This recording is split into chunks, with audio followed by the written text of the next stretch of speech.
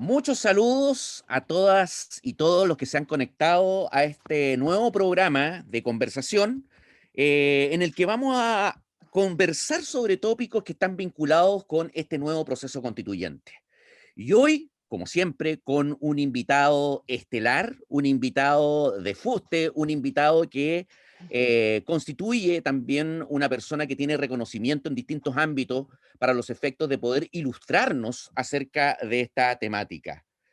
Tania Buch, magíster en Ciencias Jurídicas y doctora en Derecho por la Pontificia Universidad Católica de Chile, además presidente o presidenta de la Corporación Fundamental, directora de la Asociación Chilena de Derecho Constitucional, académica de las universidades Andrés Bello y Universidad de Concepción. ¿Cómo estás, Tania? Muchos saludos y muchas gracias por haber aceptado la invitación. Hola Andrés, muy contenta de estar aquí contigo. Gracias a ti por invitarme a tu programa. Bien, Tania, ¿te parece si entramos de lleno en materia, tomando en consideración los tiempos de los que disponemos? Bueno, yo quería conversar Démosle. contigo algo que en realidad, como que en general se dice, se habla, pero todos los candidatos tratan de rehuir a objeto de evitar comprometerse, que es algo que se va a debatir en la Convención Constitucional, que es directamente qué ocurre con el derecho de propiedad y su consagración constitucional. Todos, y es sabido que la Constitución de 1980, gestada en la dictadura cívico-militar, indudablemente que tiene un sesgo desde un trauma histórico, desde quienes redactaron justamente la Carta Fundamental, que fue un grupo de hombres en un espacio reducido, y que fue reforzar el concepto del derecho de propiedad, para muchos incorporando una regulación que corresponde a materia propia de ley en el texto constitucional, que junto con otros impedimentos que están contenidos en la misma, estos cerrojos, hubiesen o han impedido justamente abordar el derecho a propiedad en una perspectiva que aparece sumamente necesaria, que es la función social. Y esto está íntimamente relacionado con otro concepto, con otro derecho, del que la constitución política se tiene que hacer cargo, que es el de desarrollar toda actividad económica. Ahora, esto implica también evitar salirnos de las caricaturas, porque aquí se divide a los que debatimos respecto de este tema y a la ciudadanía en general que tiene una opinión, entre quienes repugnan del derecho a propiedad en términos absolutos y creen simplemente que se va a adoptar una propiedad colectiva, y otros que sostienen que existe simplemente la propiedad privada por sobre todo tipo de concepto que significa vivir en una comunidad, en un término de absolutismo del derecho de propiedad. Tania, ¿cuál es tu opinión en este sentido? Bueno, como tú bien dijiste, Andrés, nuestra constitución es bien particular en cuanto a su regulación de derechos de propiedad. De hecho, nosotros tenemos, en general, las constituciones tienen en el mundo occidental y europeo, que es como el modelo que miramos siempre, tienen uno o dos artículos sobre el derecho de propiedad. Nosotros tenemos 4 o 5, dependiendo de cómo uno ahí lo vaya viendo.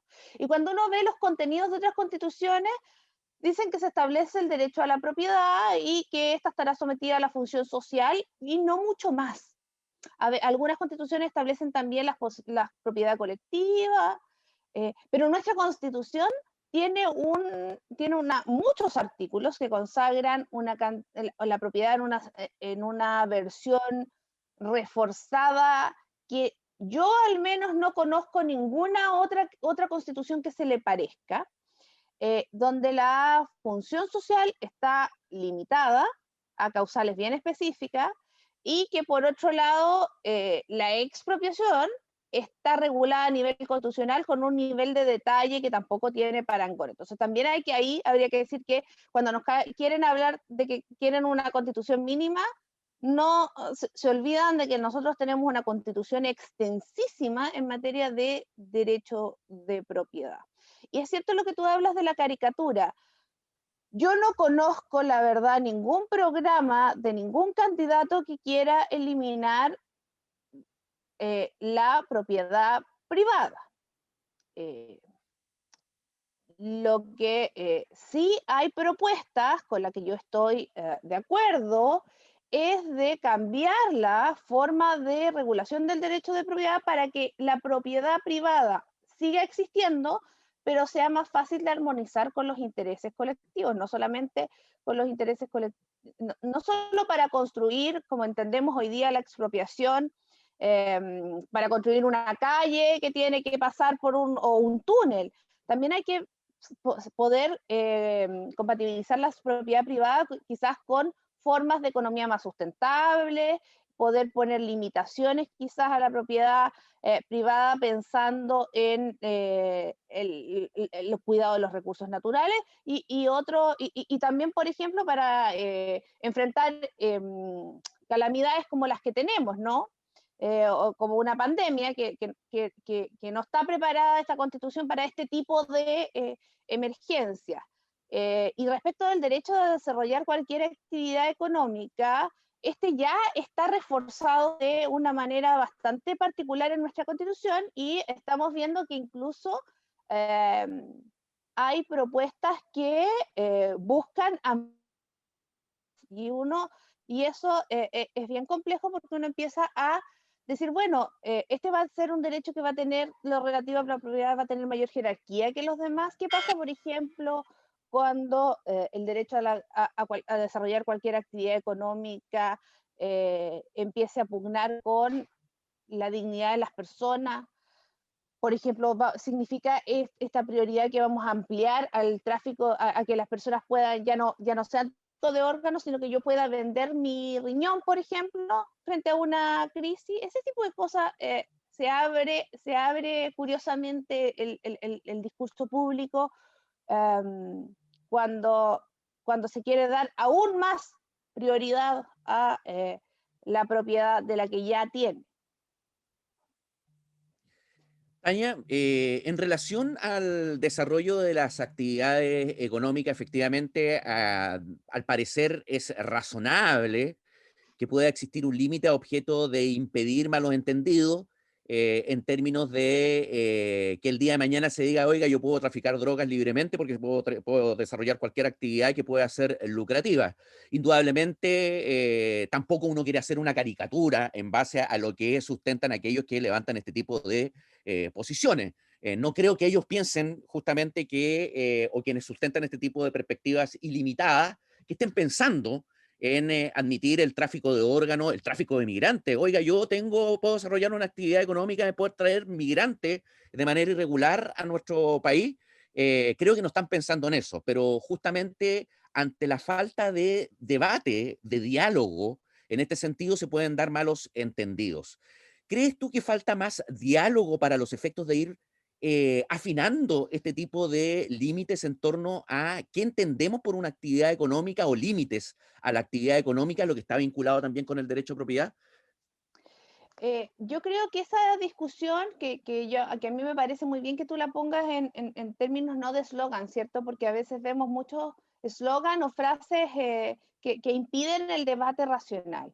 Bueno, eso es una de las gracias de que se permita, como está hoy día en la Constitución, diciendo esto se va a poder limitar por orden público, seguridad nacional, moral y buenas costumbres. Bueno, uno siempre dice qué será lo de moral y buenas costumbres, pero habilita al legislador, ¿cierto? Habilita a la política ordinaria para ir viendo cuáles son las discusiones. Yo creo que esto se trate de hablar sobre o limitar el tráfico de órganos, pero hay otras discusiones que sí son importantes. Por ejemplo, se puede hablar onerosamente la maternidad subrogada.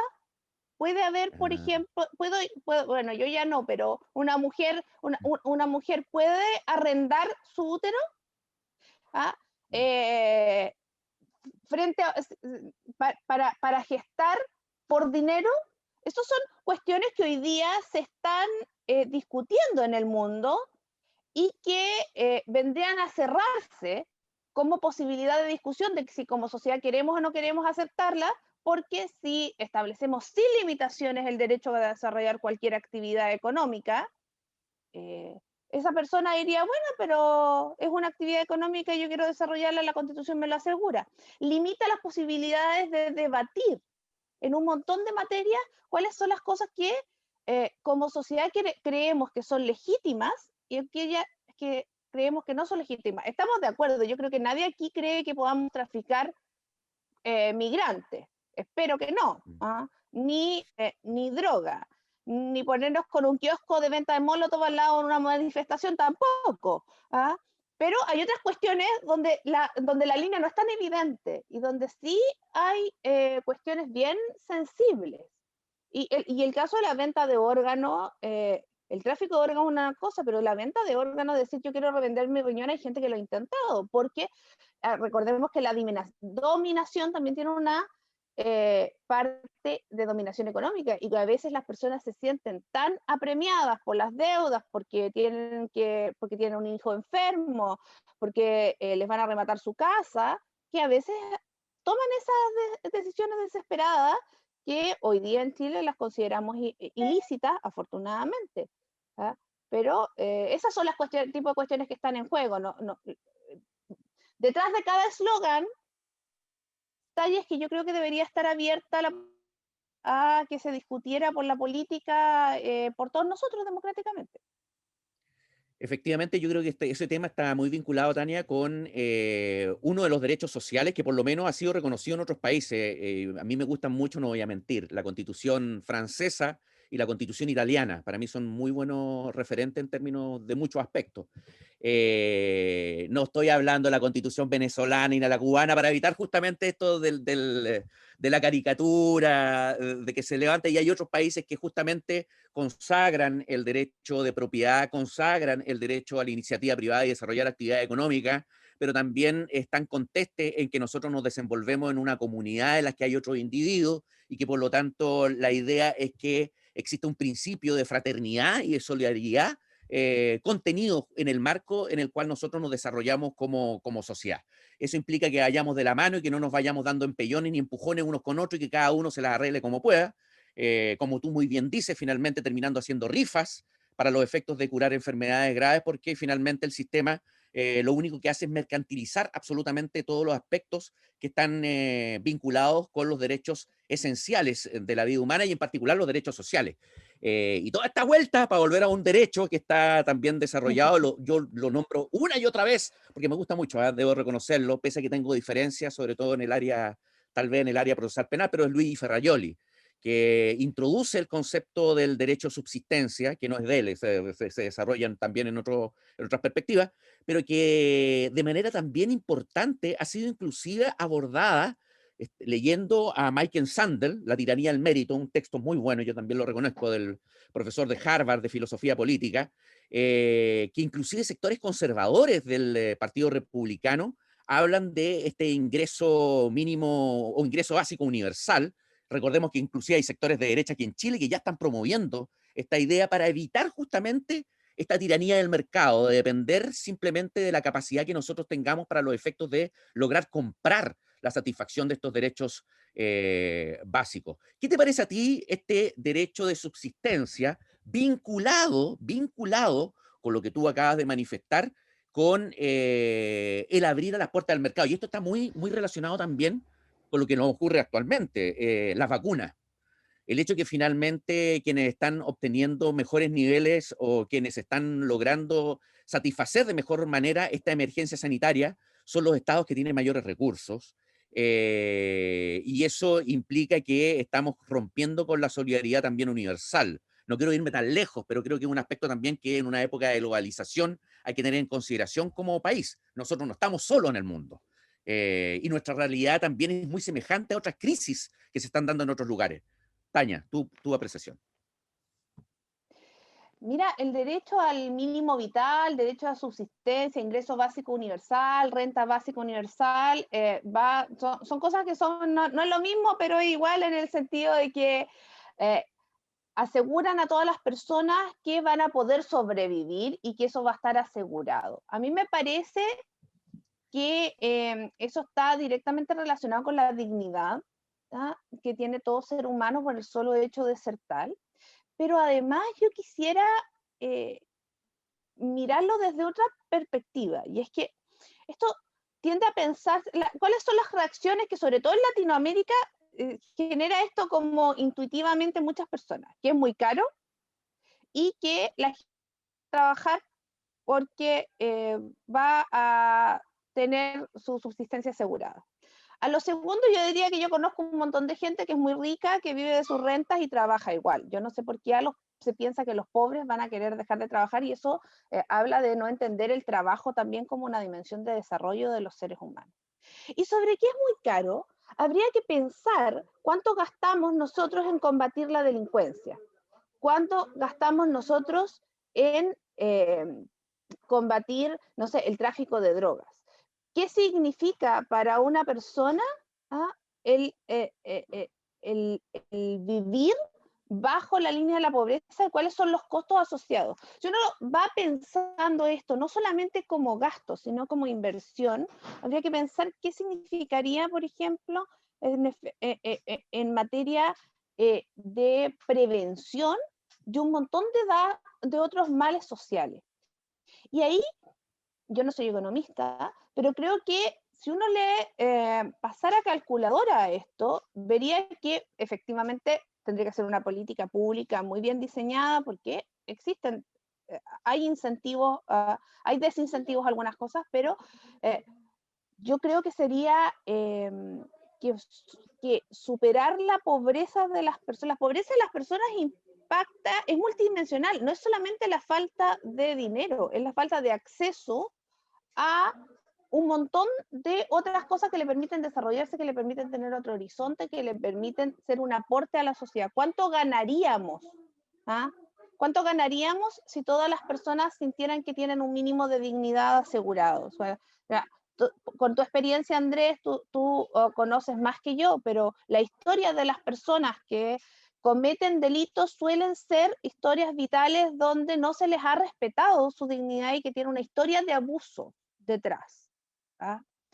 Entonces uno podría preguntarse cuánto de eso nos ahorraríamos si lográramos generar un sistema que respetando la propiedad, la libertad individual, los derechos de cada persona, sin querer hacer de esto un socialismo real, eh, pudiéramos introducir pues, deberes de fraternidad, de solidaridad y la idea de una lógica de colectividad y entender que nuestra satisfacción y nuestro plan de vida está determinado por cómo le va a los que están al lado mío.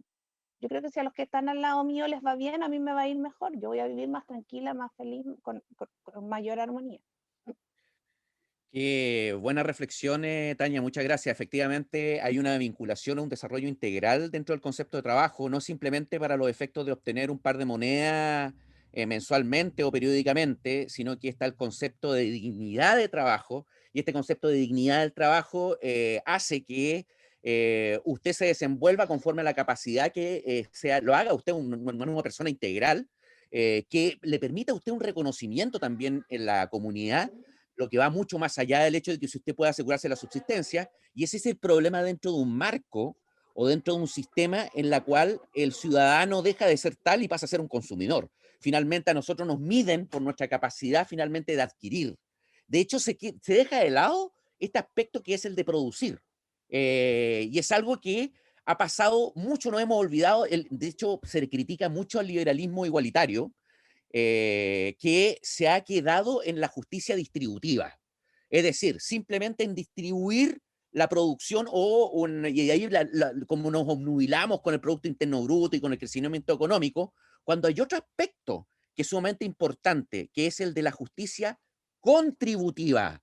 Es decir, cómo nosotros a través de nuestro trabajo aportamos en un concepto que es el de bien común que no se trata simplemente de la suma de los intereses individuales que podamos adquirir en el mercado, sino que es mucho más integral, es un todo que tenemos que determinar de manera colectiva. Y esos espacios de diálogo tienen que estar en una constitución política. No puede ser que nosotros valoremos mejor y asignemos ingresos absolutamente irracionales a un especulador financiero, porque el mercado así lo dicta, en desmedro de un profesor de una escuela básica.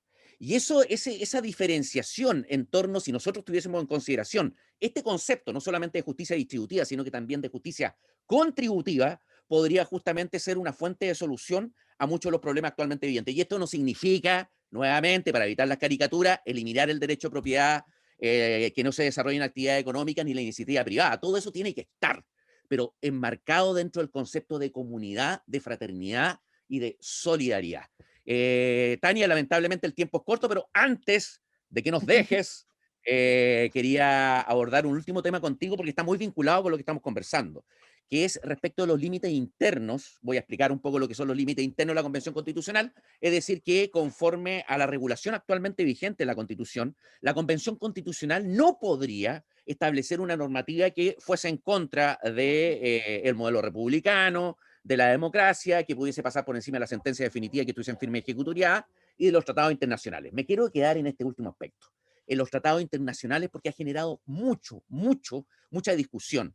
Primero, no cabe la menor duda, por lo menos yo no la tengo, otros las tendrán, yo no las tengo, porque siempre hemos puesto a todo tipo de régimen dictatorial que implique la persecución y vulneración sistemática de los derechos humanos, que cuando se trata de los tratados internacionales que están vinculados al respeto de los derechos humanos, me refiero específicamente a las convenciones generales y aquellas particulares que tratan de imponer un sistema de carácter global que impida la discriminación y que obliga a los estados a luchar contra la discriminación, eso no creo que no habría pie a duda, que así tiene que ser.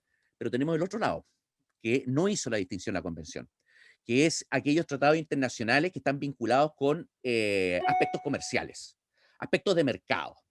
Y aquí se ha hablado mucho del TPP-11 y todas las restricciones que significarían el hecho de que Chile tendría que prácticamente paralizar su sistema, no paralizarlo, sino que cada vez que se adopte una decisión que pudiese perjudicar a una empresa transnacional que está invirtiendo en nuestro país, no podría hacerlo para los efectos de evitar un perjuicio en ese sentido. Y nuestra matriz productiva se vería afectada en este sentido. El día de mañana, si se discute desde una perspectiva constitucional algo que pudiese poner en entredicho estos tratados internacionales, ¿cuál sería la vía de solución a tu juicio? Porque es algo que va a existir, es algo que se va a dar, ¿ah? En términos, por ejemplo, de patentes, en términos de propiedad intelectual, en términos de propiedad industrial, desde la perspectiva de arancelaria, de determinados productos que se quieran beneficiar acá y el Estado no podría establecer determinados tributos. ¿Cuál sería tu idea? Esto no está, esto por eso es, aquí no hay respuestas correctas, todos lo sabemos, porque en realidad, primero estamos dialogando y segundo, un tema que todos tienen opiniones diferentes.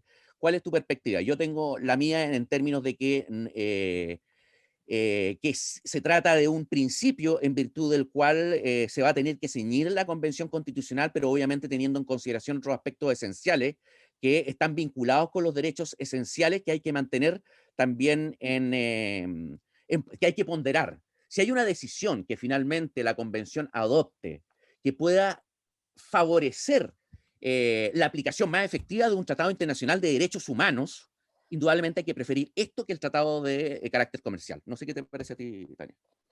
A ver, lo primero que yo quisiera decir es que estoy de acuerdo contigo, que yo creo que, bueno, siempre hay gente para todo, pero que yo no he escuchado a nadie y no creo que nadie vaya a entrar a la Convención Constitucional queriendo hacer tabla rasa de los tratados internacionales o compromisos del Estado chileno en general, ni y menos de los tratados de derechos humanos, entre los cuales se establece también el derecho a la propiedad, a lo menos. El derecho de propiedad es un poco más distinto, pero el derecho a la propiedad privada ya está establecido en los tratados internacionales de derechos humanos y eso es un límite que no solo porque está escrito en el 135 de la Constitución actual de cómo se diseñó el proceso, sino que por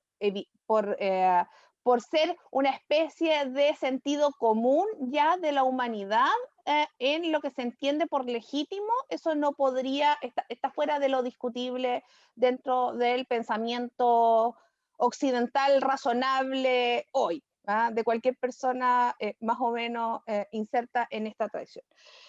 Pero luego hay otras cosas y es que hay varias, primero como tú bien dices, hay distintos tipos de tratados internacionales y a veces entran en colisión. Hay algunos tratados, hay algunos trabajos bien interesantes que ven como algunos compromisos que ya tiene el Estado chileno en materia de tratados comerciales son incompatibles con otros compromisos que tiene el Estado chileno en materia de derechos sociales. Entonces, no es una cosa tan evidente y ahí va a haber una discusión en la convención que habrá que ponderar, ¿cierto? Y yo estoy de acuerdo contigo que entre un tratado comercial y uno que favorezca derechos fundamentales, por lo menos el principio de interpretación que debe ahí prevalecer es el favor libertatis, ¿cierto? Y es favorecer los derechos de las personas por sobre otras consideraciones.